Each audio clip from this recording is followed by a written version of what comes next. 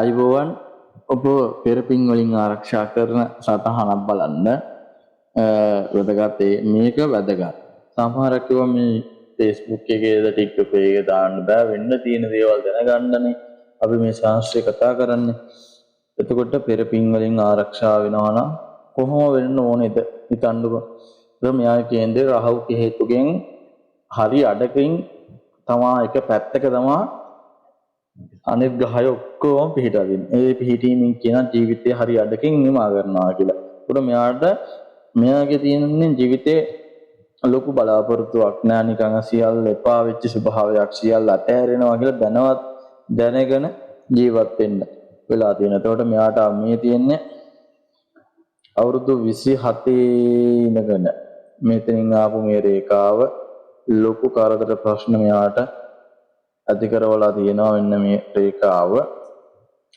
ඔයාලට පේනවාද කොටු සලකුණ දැන් අපි ගන්න අත බලකොටුවනේ 35 විතර වෙනකම් ජීවිතේ ගොඩාක් කරදර ඇවිල්ලා තියෙනවා මානසික බිඳවැටීම් මැරෙන්න උනත් සිද්ධ වෙලා තියෙනවා. මෙයා ස්තූප වේදියෙක්. දැන් සෞදි අරාබිය තමයි ජීවත් වෙන්නේ. 35 විතර වෙනකම් ලොකු කරදර වෙලා තිනවා. අපේ රාජෝගින් භද්‍රා මහ පුරුෂෝගෙන් එකපෙදිලා ඉන්නේ මෙයා. ඒකින්ද ගොඩාක් තැන්වල බේරුණා.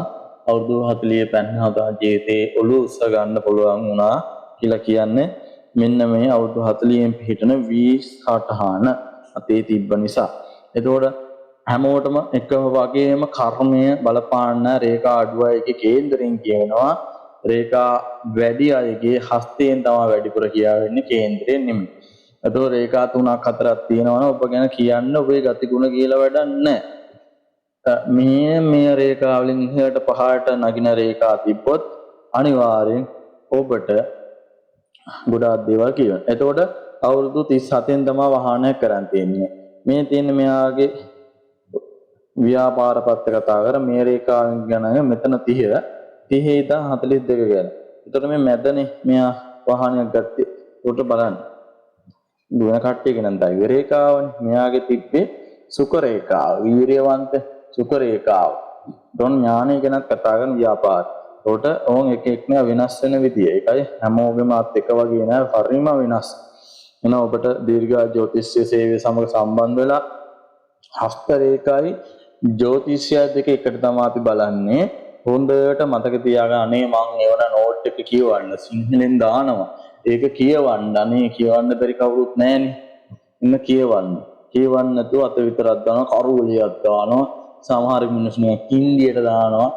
මේ අනික මේ මම මිනිස්සුන්ගේ සූලි උපන් ලප ගැන නෙමෙයි මෙතන කතා කරන්නේ. එහෙනම් ගොන් දේවල් අහන්න එපා.